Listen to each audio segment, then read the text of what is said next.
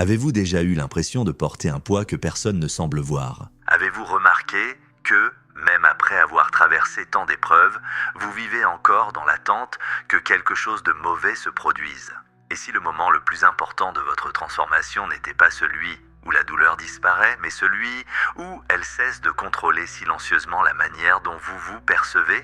Il existe une période de la vie où tout semble en suspens. Vous continuez à suivre votre routine, vous parlez avec les autres, vous assumez vos responsabilités, mais au fond de vous, vous avez l'impression d'être prisonnier d'un endroit dont vous n'arrivez pas à vous échapper. Le plus étrange, c'est qu'après avoir vécu ainsi pendant si longtemps, la souffrance cesse de paraître comme une simple visiteuse et finit par être considérée comme une partie de votre identité. Vous ne luttez plus seulement contre les difficultés. Vous luttez contre l'idée que vous êtes né pour vivre de cette façon. C'est précisément à ce stade que la plupart des gens interprètent le silence comme un échec. Lorsque rien ne change de manière spectaculaire, ils croient qu'ils sont toujours immobiles. Pourtant, les transformations les plus profondes font rarement du bruit. Elles commencent discrètement, presque imperceptiblement, tandis que d'anciens schémas émotionnels perdent peu à peu leur emprise sans que vous vous en rendiez immédiatement compte. Peut-être êtes-vous en train de vivre exactement ce moment. Non pas parce que tous vos problèmes ont disparu, mais parce que quelque chose en vous a commencé à remettre en question ce qui vous semblait autrefois être une vérité absolue. Le besoin de plaire, la peur constante d'échouer, la culpabilité de ne pas répondre aux attentes et le sentiment d'être toujours en retard sur la vie cessent peut-être d'être des règles invisibles pour devenir simplement des pensées qui n'exercent plus le même pouvoir sur vous.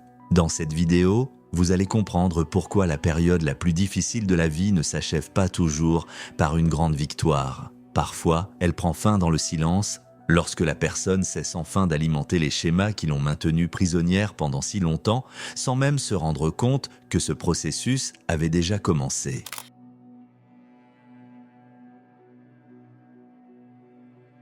Il existe une erreur que presque tout le monde commet lorsqu'il traverse la période la plus difficile de sa vie. Croire que la transformation sera perceptible au moment même où elle se produit. Vous imaginez que, lorsque vous aurez enfin surmonté cette étape, vous vous réveillerez différent, vous ressentirez la paix, vous aurez une vision claire de l'avenir et vous verrez un chemin parfaitement tracé. Pourtant, l'esprit humain ne fonctionne pas ainsi. Il n'abandonne pas des années de peur, d'insécurité et de souffrance du jour au lendemain. Ce qui se produit est bien plus silencieux.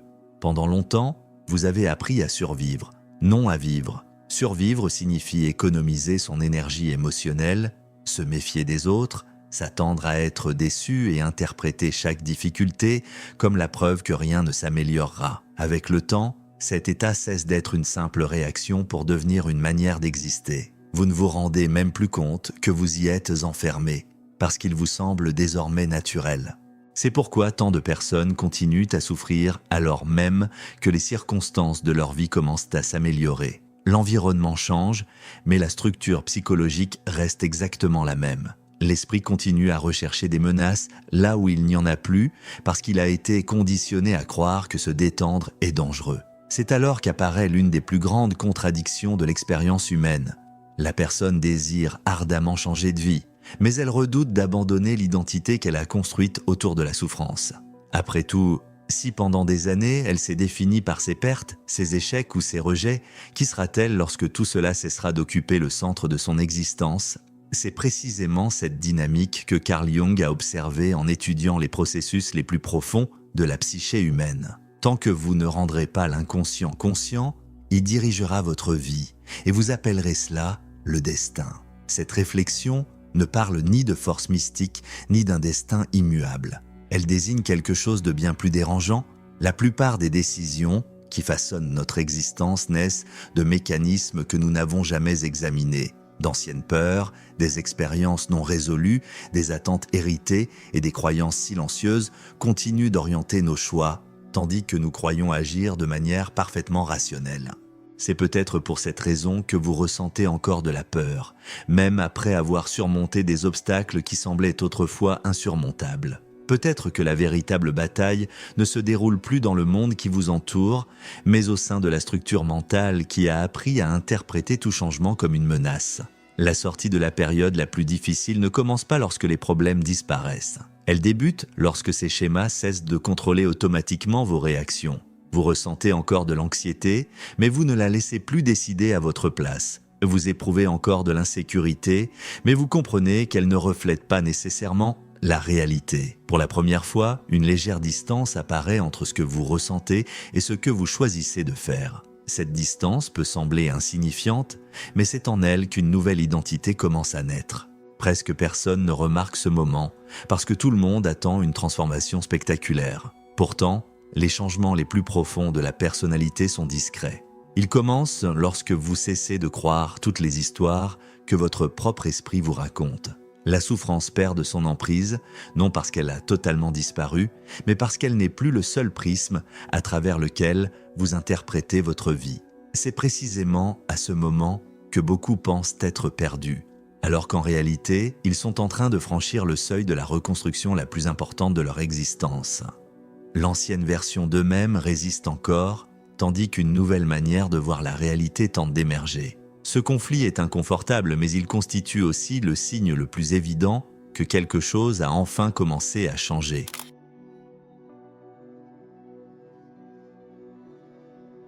Il existe un moment particulièrement étrange au cours de toute transformation profonde. La douleur est encore présente, mais elle n'occupe plus la même place en vous. Extérieurement, presque rien n'a changé. Les problèmes existent peut-être toujours, certaines personnes sont encore les mêmes et l'avenir demeure incertain. Pourtant, quelque chose de silencieux commence à se produire. Vous réalisez que vous ne réagissez plus comme auparavant. Ce qui, pendant des années, provoquait en vous un profond désespoir, ne suscite plus qu'une légère inquiétude. Non pas parce que vous êtes devenu froid, mais parce que votre esprit commence à abandonner un schéma qui semblait impossible à briser. C'est l'un des signes les moins compris de la reconstruction psychologique. La plupart des gens pensent que surmonter une période difficile signifie ne plus ressentir de peur, de tristesse ou d'insécurité. Pourtant, c'est une illusion. Aucune personnalité ne mûrit en supprimant ses émotions.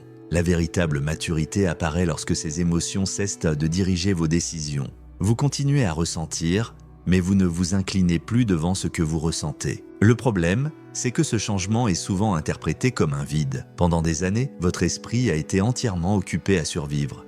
Il évaluait les risques, anticipait les rejets, imaginait les pires scénarios et restait dans un état d'alerte permanent. Lorsque cette activité commence à diminuer, une sensation étrange apparaît, presque un silence intérieur. Beaucoup confondent ce silence avec une perte de sens, alors qu'il représente en réalité l'affaiblissement d'un combat qui consumait presque toute leur énergie psychique. C'est à ce moment qu'émerge un autre conflit invisible. Vous remarquez que certaines personnes n'exercent plus le même pouvoir sur vos émotions. Les remarques qui autrefois gâchèrent toute votre journée perdent progressivement leur importance. Le besoin de justifier chacune de vos décisions diminue. L'approbation des autres cesse de sembler indispensable. Cela peut être déstabilisant car, pendant longtemps, votre identité s'est construite autour du regard des autres. Au cœur de cette transformation se trouve une vérité que Carl Jung avait profondément comprise.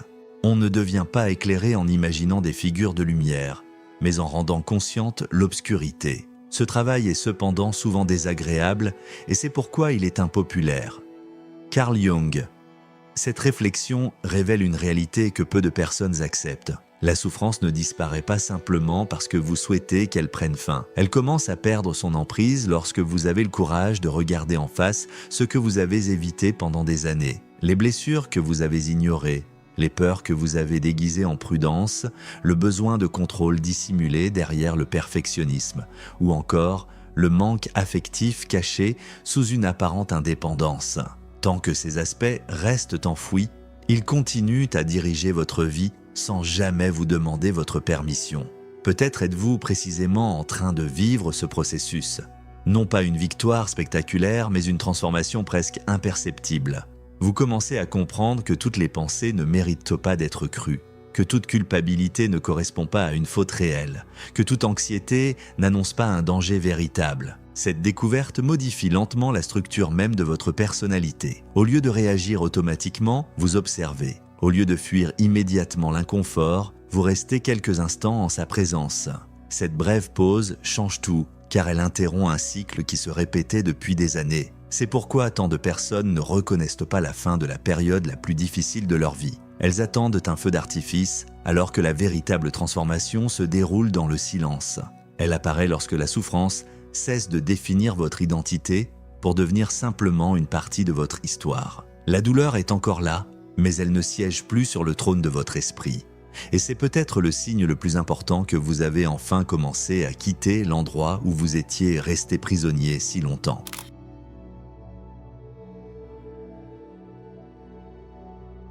Il arrive un moment où le changement cesse de se produire autour de vous et commence à transformer la manière dont vous interprétez la réalité. Cet instant attire rarement l'attention. Il n'existe ni date marquant la fin de la souffrance, ni événement extraordinaire annonçant le début d'un nouveau chapitre. Au contraire, tout semble rester identique. La routine demeure la même, les difficultés sont toujours présentes et certaines blessures restent ouvertes. Pourtant, une différence essentielle apparaît. Ce qui dominait autrefois complètement vos pensées n'exerce plus la même autorité sur vous. C'est comme si votre esprit commençait lentement à retirer l'énergie qui alimentait d'anciens schémas. Vous réalisez que vous n'avez plus besoin de répondre immédiatement à chaque provocation. Toutes les critiques ne méritent pas une défense. Tous les silences ne signifient pas un rejet. Peu à peu, les situations qui provoquaient autrefois une anxiété extrême ne suscitent plus qu'une légère inquiétude. Ce n'est pas parce que vous êtes devenu indifférent, mais parce que votre système émotionnel commence à distinguer le danger réel des souvenirs du passé. Pendant longtemps, vous avez cru qu'il fallait tout contrôler pour éviter de nouvelles souffrances.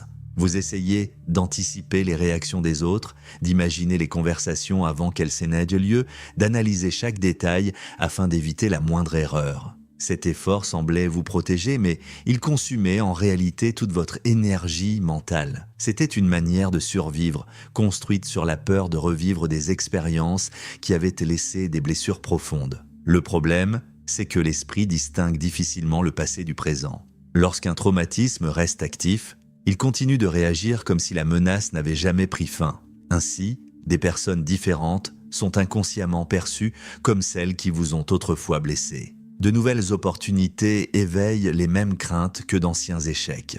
Sans même vous en rendre compte, vous cessez de vivre dans le présent et vous passez votre temps à répondre aux souvenirs. C'est précisément à cet instant que la transformation commence. Non pas parce que les souvenirs disparaissent, mais parce qu'ils cessent de diriger automatiquement vos choix. Pour la première fois, vous observez vos pensées sans croire qu'elles représentent toute la vérité. Ce léger changement crée un espace entre l'impulsion et l'action.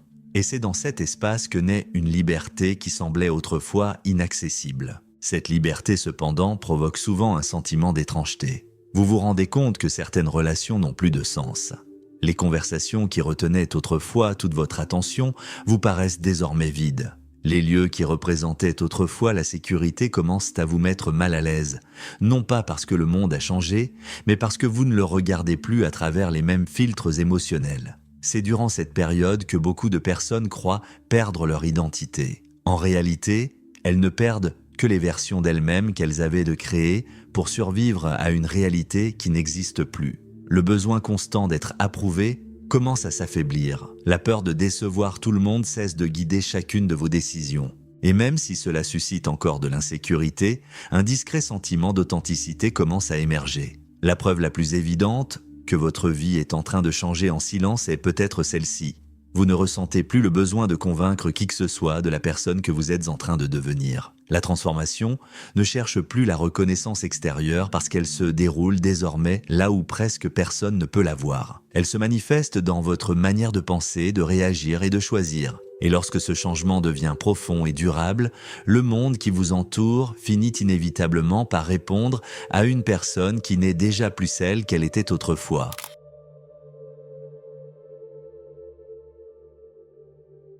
Il existe un piège psychologique dans lequel tombent de nombreuses personnes précisément après avoir traversé la période la plus difficile de leur vie. Elles continuent à vivre comme si elles étaient encore en guerre. Le danger est passé, mais le corps reste en état d'alerte. La menace a disparu. Pourtant, l'esprit continue de chercher des signes annonçant que tout va de nouveau mal tourner. C'est l'un des effets les plus silencieux de la souffrance prolongée. Elle transforme la manière dont vous interprétez la réalité. Pendant des années, vous avez appris que se détendre était risqué. Chaque fois que vous pensiez que les choses s'amélioraient, un événement imprévu survenait. Peu à peu, votre cerveau a créé une association dangereuse. S'attendre au pire semblait plus sûr que de s'autoriser à espérer. C'est ainsi qu'est né un mécanisme de protection qui, avec le temps, a cessé de vous protéger pour commencer à vous emprisonner. C'est pourquoi tant de personnes ne parviennent pas à reconnaître le chemin qu'elles ont déjà parcouru. Elles évaluent leur vie uniquement en fonction de ce qu'il leur reste à accomplir. Elles oublient tout ce qu'elles ont dû affronter pour arriver jusqu'ici. Les pertes, les nuits de doute, les moments où elles pensaient ne plus pouvoir continuer. Au lieu de voir leur propre résilience, elles ne voient que leurs cicatrices. Pourtant, les cicatrices racontent une toute autre histoire. Elles ne sont pas seulement les marques de ce qui vous a blessé. Elles sont aussi les preuves qu'une guérison a eu lieu. Aucune cicatrice n'existe sans que le corps ait traversé un long processus de reconstruction. Il en va de même pour l'esprit. Il se transforme lentement, réorganisant vos pensées, vos émotions et vos perceptions pendant que vous avez l'impression que rien ne change. Carl Jung comprenait profondément cette dynamique lorsqu'il écrivait « La rencontre avec sa propre ombre, c'est comme rencontrer un adversaire qui habite en nous. » Cette idée révèle une vérité dérangeante. Le plus grand obstacle n'est pas toujours ce qui vous est arrivé. Bien souvent, c'est la version de vous-même que vous avez créée pour survivre à ce qui vous est arrivé. Cette version était nécessaire à un moment donné. Elle se méfiait de tout le monde, cachait ses émotions, évitait de nourrir des attentes et cherchait à contrôler chaque détail de la réalité. Le problème, c'est qu'elle continue d'agir alors même que la menace n'existe plus. C'est à cet instant que commence un combat invisible. Une partie de vous veut avancer. Une autre insiste pour rester là où tout est prévisible, même si cet endroit est douloureux. L'esprit préfère une souffrance familière à l'inconnu qui accompagne toute transformation. Non pas parce qu'il aime la douleur, mais parce qu'il croit y trouver une forme de contrôle. C'est pourquoi tant de personnes interprètent la peur comme un signal leur indiquant de faire marche arrière. En réalité, la peur apparaît souvent lorsque les anciennes structures commencent à perdre leur emprise. Elle tente de vous convaincre que rien n'a changé, que vous êtes toujours la même personne fragile qu'autrefois et que tout pas différent se terminera inévitablement par un échec. Mais regardez votre propre parcours avec honnêteté. Vous avez déjà affronté des situations qui autrefois vous semblaient impossibles. Vous avez survécu à des pertes que vous pensiez insupportables. Vous vous êtes adapté à des changements que vous croyiez incapables de supporter. Pourtant, vous continuez à vous considérer comme la simple somme de vos défaites. Peut-être que le plus grand signe montrant que vous avez survécu au pire est précisément celui-ci. Vous continuez à attendre une douleur qui n'a plus le même pouvoir sur votre vie. Votre esprit regarde encore vers le passé, tandis que votre existence, en silence, a déjà commencé à avancer vers un autre horizon. Désormais, le véritable défi n'est plus de survivre une fois de plus. Il est de vous permettre enfin de vivre sans continuer à obéir aux peurs qui appartenaient à une ancienne version de vous-même désormais laissée derrière.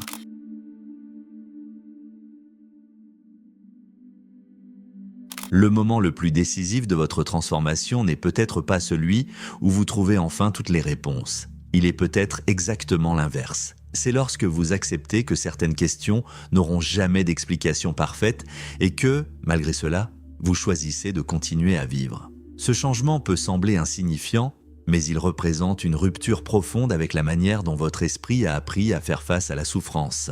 Pendant longtemps, vous avez cru que vous ne pourriez avancer qu'après avoir compris chaque perte, chaque rejet et chaque échec. Vous avez passé des années à essayer de réorganiser le passé, à chercher un sens capable de justifier toute la douleur que vous aviez accumulée. Pourtant, il existe une limite à ce que la raison peut expliquer. Certaines expériences ne peuvent pas être résolues intellectuellement.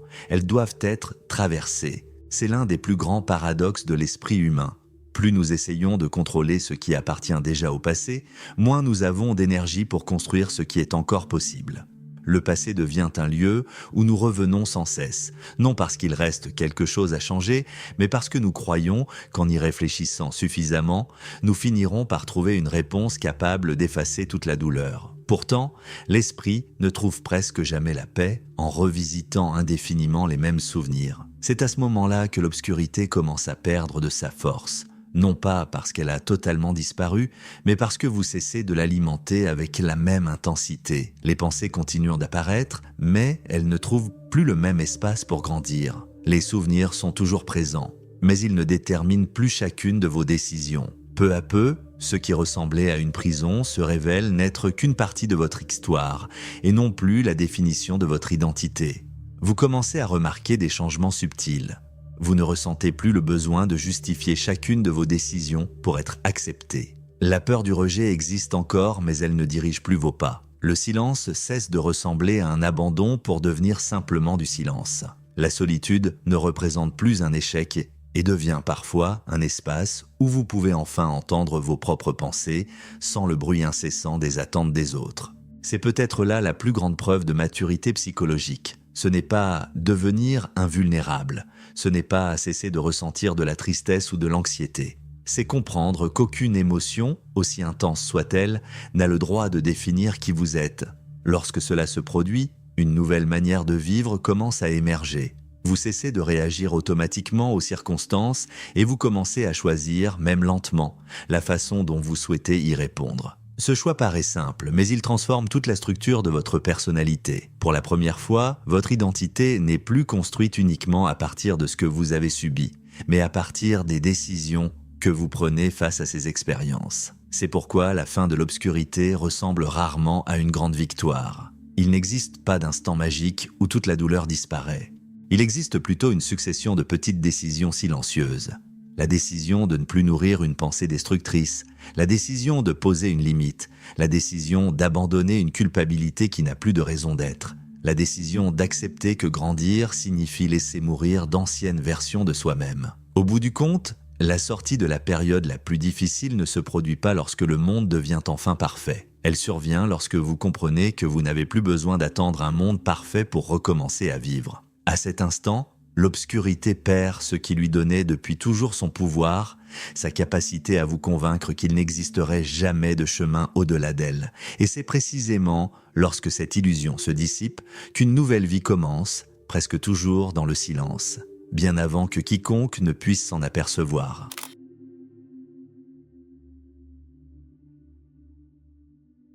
S'il y a une idée que vous devriez retenir après cette vidéo, c'est celle-ci.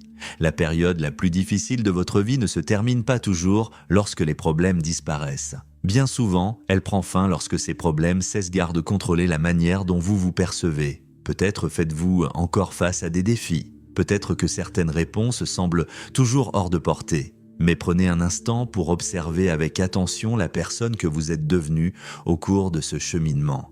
La personne qui a commencé cette traversée n'est plus celle qui se trouve ici aujourd'hui. Chaque perte, chaque doute et chaque moment de silence vous ont obligé à affronter des aspects de vous-même qui seraient restés cachés si la vie avait été plus facile. La véritable transformation ne se produit pas lorsque vous éliminez toute l'obscurité. Elle se produit lorsque l'obscurité cesse de définir votre identité. C'est à cet instant qu'apparaît une liberté discrète, presque invisible, mais infiniment plus profonde que n'importe quel changement extérieur. Avant de conclure, j'aimerais vous laisser avec une dernière question. Si la souffrance cessait d'être l'histoire que vous vous racontez sur vous-même, qui découvririez-vous être réellement? Peut-être que cette question ne peut pas recevoir de réponse aujourd'hui. Mais si elle continue de résonner dans votre esprit une fois cette vidéo terminée, alors la transformation a déjà commencé. Merci infiniment d'être resté jusqu'à la fin. Si ce contenu a éveillé une réflexion en vous, laissez un commentaire en partageant la partie qui vous a le plus marqué. Votre expérience peut aider d'autres personnes qui traversent une période similaire. Si vous appréciez les contenus consacrés à la psychologie profonde, à Carl Jung, au comportement humain et à la connaissance de soi, abonnez-vous à la chaîne et activez les notifications pour ne manquer aucune des prochaines vidéos. Merci pour votre présence. À très bientôt dans une prochaine vidéo.